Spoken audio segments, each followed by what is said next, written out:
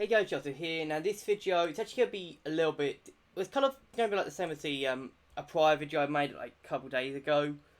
Basically, looking at what I think are the most overrated weapons in Normandy. Now these are just basically looking at weapons I think are overrated, and to be honest, a couple of these I've even overrated myself. So anyways, let's just start with number 5 and move on to number 1. Coming in at number 5 is actually the Mannlicher M1895. Now the problem with the Mannlicher is that, well, it's just a bolt action really, and it's not even like doesn't do that much damage. In fact, it does similar damage to the Maz. The Maz does a bit worse damage, but with the Maz it's got a bayonet. You've also got the elephant in the room with the Kar 98K being basically superior in every way. So why is it underrated? Why is it overrated? Well, the problem is that people just say, "Oh, it's great," but really, all it is a slightly worse Kar 98K. Like, that's all it is. And really, there's not much to the Mannlicher,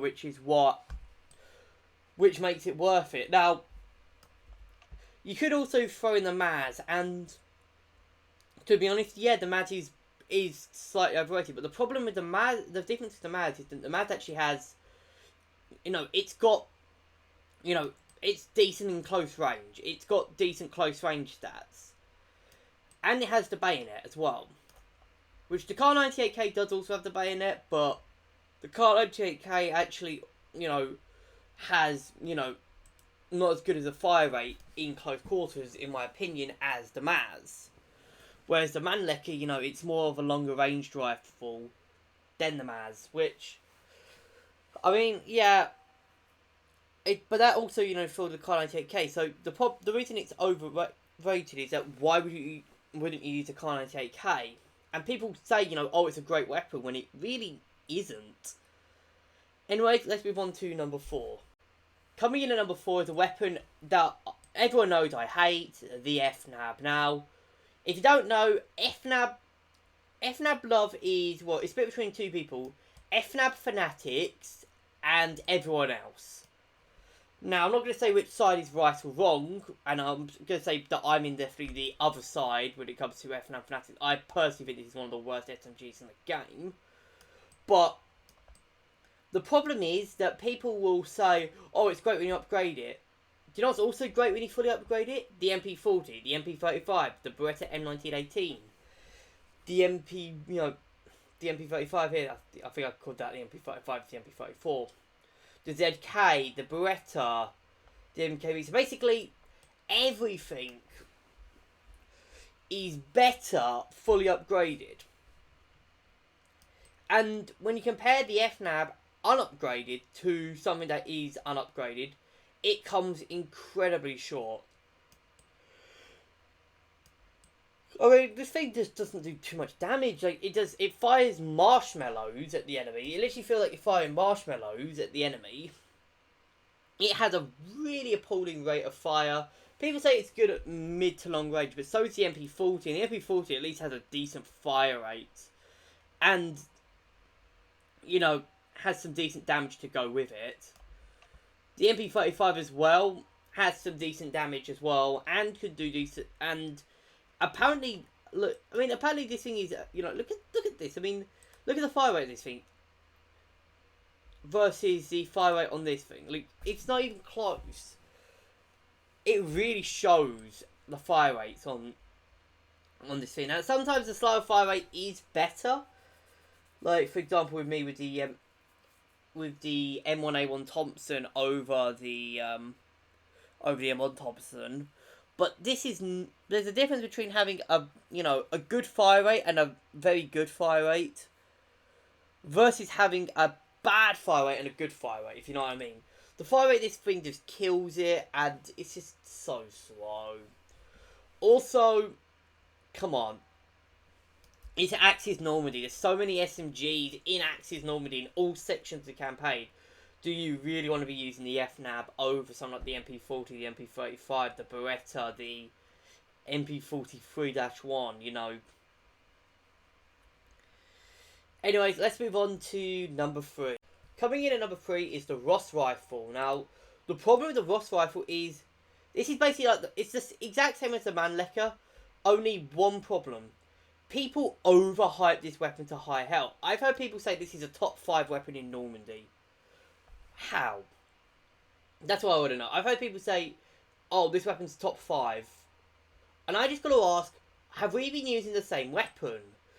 The Ross rifle is essentially just a reskin of the basic Springfield. Now, I will say that in terms of stat-wise, I prefer the Ross rifle to the Springfield, but economically, the Ross rifle is shit, which is why I don't like it as much.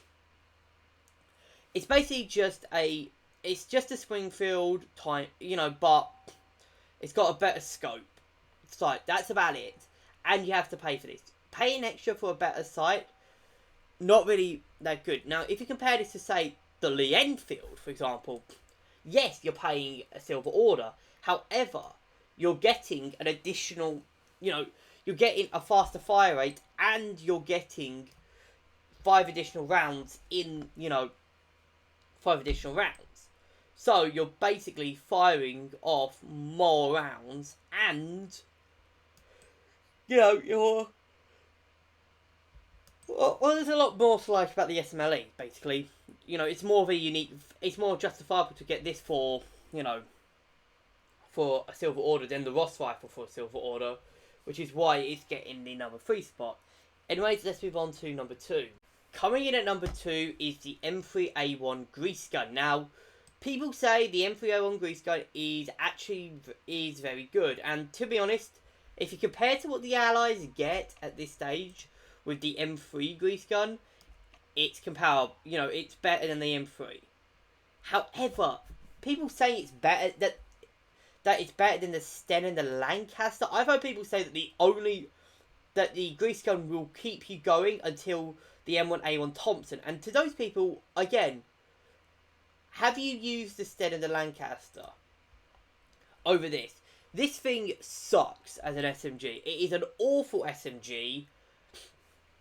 And more to the point, it pales in comparison to the Sten and the Lancaster. Obviously, the Lancaster is great, and the Sten is just, the Lancaster is just an upgrade to the Sten, really, in game. But, the Sten is really powerful. It can do a lot of damage in close range, and it has good fire rate. The Lancaster has better damage and a better fire rate, in my opinion. Whereas the Grease Gun has a poor fire rate, and yeah, it has some good damage, but, saying that it's the only good SMG until you reach the Thompson is kind of, I don't know. Sorry, a bit tired here, but basically it's quite a bit stupid to say that the Thompson, is the only SMG that beats the Grease Gun. It's not. The Sten beats it, the Lancaster beats it. The only problem is people say that the M3A1 is, it's God's, they compare it to like, oh, it's a great SMG. It's not a good SMG. It's a pretty bad one. The only problem is that it's the only SMG that the Allies get until the Sten. And even then, I wouldn't even question it as an SMG, because I would say the FNAV is better than this. Like, statistically, the FNAV's better than this. Yeah, the Allies do not get a good submachine gun until level 22, which is a problem. Anyways, let's move on to number 1. Coming in at number 1 is actually a weapon I don't think many people would see coming. It's the Beretta Model 38. Now, the problem with the Model 38 is that, well, it's a great weapon, don't get me wrong. It's a 10 out of 10 weapon. But people go around saying that it's the best SMG that the Axis has. And to that, I'm going to have to disagree and put the MP35 ahead of this. Now, even I fell victim to this. And I've put the Beretta above the MP35 on a couple of videos. However, over time, I've seen the MP35 more for its strengths. And I will have to agree that I prefer the MP35 a lot more to the Beretta. Now, the Beretta is still a solid weapon, don't get me wrong. I love the Beretta. However, I can't say that it's not overrated, which is why it's coming in at number 1. Now, don't get me wrong, still 10 out of 10 weapon, but it's not the best SMG. I'd argue it falls behind the MP35, and if you're taking into account gold orders, then it definitely falls behind the Irma and maybe even the MKB. Anyways, I'm going to end the video here. Not really much to say about it. Like, the Beretta's not really much to say. It's just that it's a great weapon, but, you know, the MP35 is probably just slightly better.